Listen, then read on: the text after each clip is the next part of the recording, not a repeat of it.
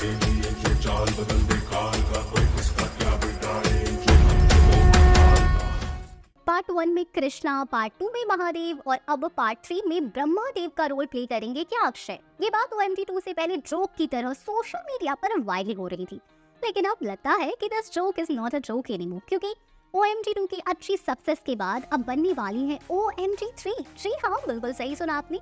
और ये बात हम हवा में ऐसे ही नहीं कह रहे, बल्कि OMG के कांची लाल जी मेहता यानी परेश रावल खुद कह रहे हैं। दरअसल परेश रावल आयुष्मान खुराना की ड्रीम गर्ल 2 का हिस्सा है और हाल ही में रिलीज हुई इस मूवी के एक प्रमोशनल इवेंट के दौरान परेश ने खुद ये रिवील किया कि OMG 2 की सक्सेस के बाद OMG 3 बनेगी। और यही नहीं, उन्होंने ये भी कहा कि वो इस फ्रेंचाइजी की भी 100% लौटाने वाले हैं। और यहाँ खास बात तो ये है कि परेश रावल भले ही OMG 2 में एज एक्टर नहीं थे, लेकिन वो अक्षय कुमार के साथ ही इस मूवी के एक प्रोड्यूसर थे और उनका ऐसा कहना कि OMG 3 बनेगी और वो लौटेंगे काफी बड़ी बात है।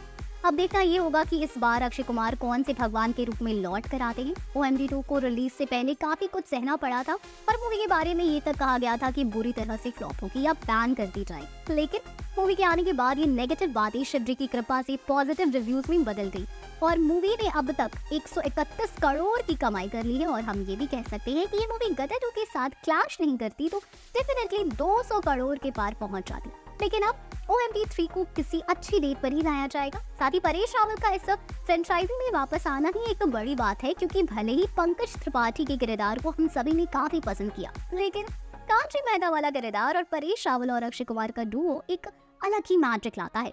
साथ ही यहाँ पॉसिबिलिटी ये भी है कि इस बार अक्षय कुमार फिर से श्री कृष्ण के रोल में ही नजर आएंगे और एक नई स्टोरी के साथ लौटेंगे। हो सकता है कि उनके सबसे प्यारे भक्त और दोस्त कांची मेहता पर फिर से कोई मुसीबत आ गई हो और फिर से भगवान को धरती पर आना पड़े।